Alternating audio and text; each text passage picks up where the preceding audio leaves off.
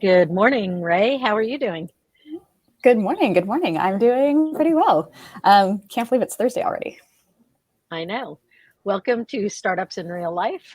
This is a 10-week series where we're going to 2 times a week discuss with Rae Hames all things startup. If you have any insight, support, advice, we'd love to hear it. Drop us a message and we will connect. We're doing this live from StreamYard. So if you are there, go ahead and put a note in the comments so that we can see who's with us today. So Ray, let's get started by doing a quick check-in again. So to stay true to the nature of the startup, in 3 to 5 words, describe how you're feeling this week. I think this week has been positive. I think that the things that I'm really feeling are momentum, which is really exciting. I think like the phase that we're at right now, like we're all firing on a lot of cylinders, but I think that it's exciting to see things coming together and like we're just working to our launch plan, which I think that we've stayed pretty true to. I've had a good sense of curiosity this week. I've had a lot of conversations, doing some initial customer outreach and chatting to folks who hopefully will end up being our users. And I've learned a lot. It's been an awesome experience, just like hearing from folks and getting some color commentary that we can use to support a strong launch on our end. And I guess like the other thing that I would feel like I struggle to put a word to it, but it's like, I just feel like we're trying, and like there's a lot of joy in that of like, feels like the same good feeling that comes from being in the midst of a really strong workout. Like that's what it feels like right now. Feeling the effort, but feeling good about it. So I think that sums it up. But I think it's been a positive week so far. I like that. I think the curiosity, that's something that we both, I think, feel strongly also about just in general as it comes to how we approach a startup of just constantly looking under the rocks and seeing what's underneath and just discovery. Totally. And so just getting out of our own little heads. Oh, I think that's the most important, and I think you're doing a great job of that by just getting out there and talking. I think I need to do more of that. Okay. What are your words? One of the things. Oh, my words. I would say anxious. Just feeling like I can't get enough done right now, and I think that's because I am more on the operational side and, setting things up and things like that. So I'm still, wishing that I was kind of at the top of the hill and able to say, okay, the house is set, everything's ready to go. Now let's get to work. So I'm still in that stage. Yeah. I feel like I've just gotten really used to it. Yeah. I want to feel settled. I think that's, I just want to feel that the basics are in order so that we can just move forward with the critical. And I know that's critical, but it feels different. And what I'm talking about is even things like, what are we going to use for the CRM? What are we going to use, to do capture, getting our to do mail campaigns, to do, it's those types of things that I'm referring to. One of the questions that I wanted to talk about, and we touched on it a little bit, last week or the other day, is bootstrap versus funding. Why and when? So, do you have any thoughts on that? Yeah, I mean, it's been interesting because I've had a couple conversations. What are your thoughts? Yeah, I do have thoughts. Yeah, I do. Well, I do have a caveat. Like, I've never raised venture money, and I think that you have. So, I think that sometimes like you have a more meaningful commentary on that topic. But from what I know from everybody that I do know that's raised real venture money, they say it's a trap. And that you end up getting on a hamster wheel and you have to build and build and raise because everybody's looking for $1 billion exit. And I feel nervous about going down that path because of the horror stories that I've heard. And yeah, I feel in this new, with this new venture, I do want to stay open-minded to it because I think that with the right partner, who's like really aligned with our growth strategy, who's able to bring in the right kind of partners to clients, industry contacts, strategic partnerships, like we could stand to gain quite a bit from working with an investor that's got the right level of connections that we need and that's able to provide some more strategic support. But with that said, like I also know that the current investing atmosphere is just wild because the economy is wild and it's hard to raise right now. And I think that from a pure responsibility standpoint, like I really want to see us get through to a successful launch and see our first handful of customers on board and sticking around before we go out and ask for money, because I think we have to prove it to ourselves that, you know, validate the idea, validate the tools that we're building. And when we're at a point where we need some funding to scale, then I think that it's a conversation that I'd be much more confident in having. And I think that with the current, like I said, investment atmosphere, it seems like that's kind of the right path for us to be looking at it right now anyway. So, you know, in the next few months, as we're getting towards launch, like, as you know, like, we are staying radically lean. We're not drawing salaries. We're not paying salaries. We're using down and dirty freemium tools. And I think that that's just kind of the mindset that we and many like current startup entrepreneurs are in right now, because we're trying to be conservative with cash to get to that successful launch. Yeah, I think that you're hitting it with the right partner. You know, I have seen, you know, how funding can go really well and how it can get pretty tough, but the right partner to make it feel more like they're part of the journey and not just waiting, you know, to see how things go and then deciding to swap people out, etc., is what's key. The you know the idea of bringing in people after the product has proven itself, I think, is definitely what most of us are doing now, right? It's I think it's important that you validate at least initial MVP feature sets and then just iterate. But again, we'll go into that in a future discussion. But I agree with you. Get a few customers in there, and until then, just do everything we can to get creative. Yeah, definitely. Yeah. And I think that part of this early phase is about betting on ourselves just as much as anything else, you know? So, which I'm obviously willing and excited to take that bet. Right. Which, you know, the next topic around that is who has been there to help you get to this point, you know, mentors, advisors, people like that. Do you, will you share a little bit about that experience?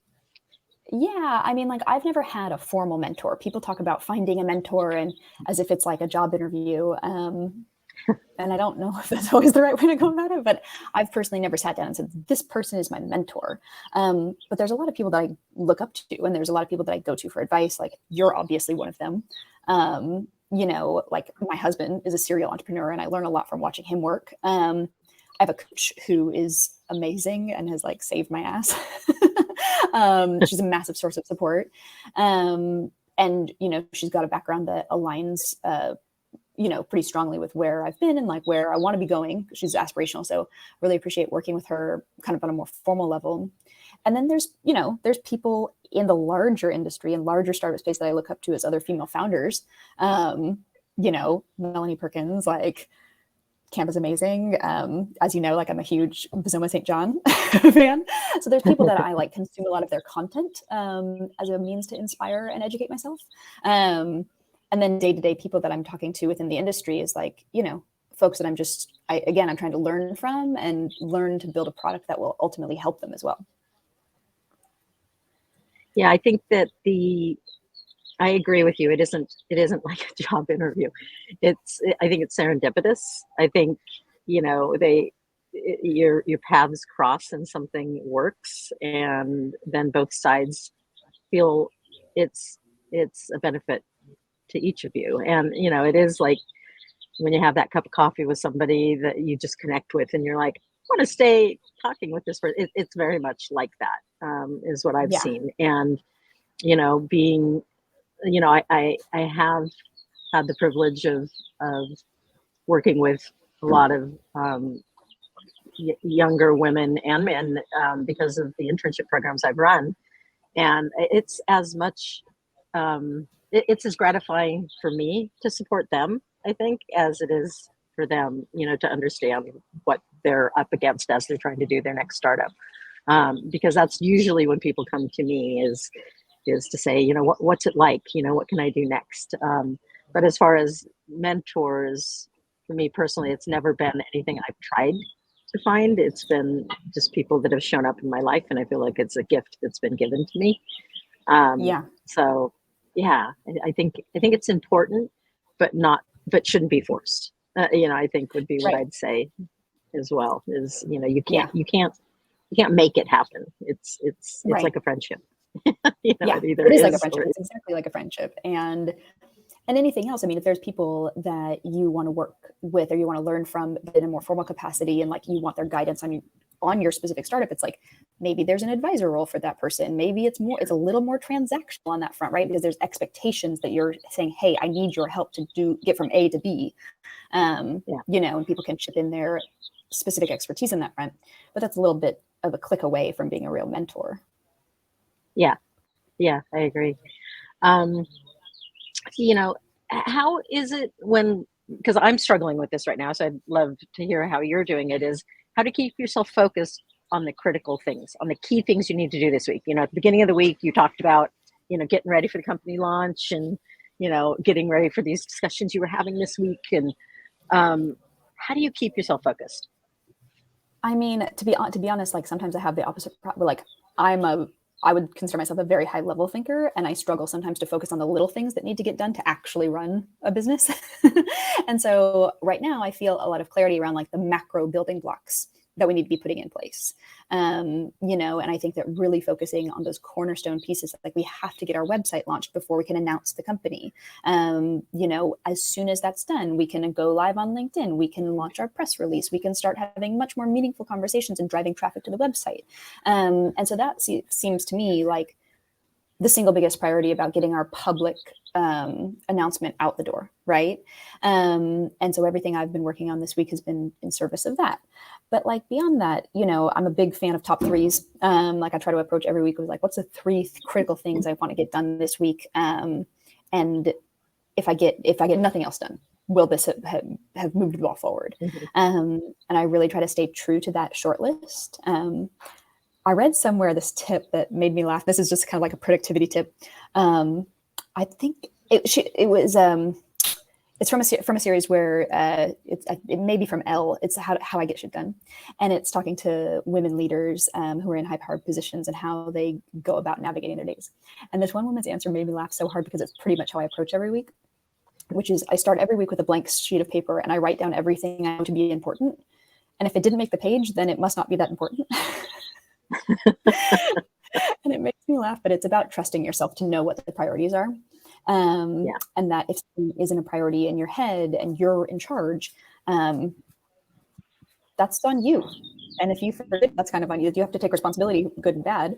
But I look at that as in a more positive framework of saying, I can trust myself to know what's important to be working on right now. And I certainly am very motivated to make sure that things are done on time and according to our launch schedule, because we do have a very aggressive and firm launch path ahead of us. And I'm really doing everything I can to make sure that we're able to stick to that.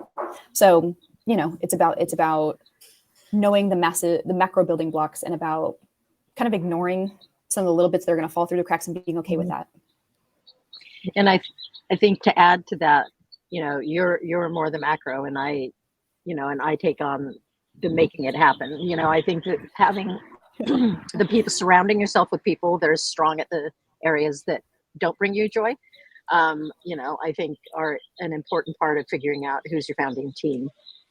Completely. And making sure there's enough overlap where you can have understanding and empathy towards each other, but not so much that you're bumping into each other. I think that not trying to do the same thing. Yeah. And then we've started using ClickUp, which is our project management tool, which I usually just use an Excel spreadsheet, but I'm trying to do this to be collaborative. And we're seeing how that's going as well, right? Where we just have the small team of us kind of on that. There was one question that came that asked, good morning, Natalia.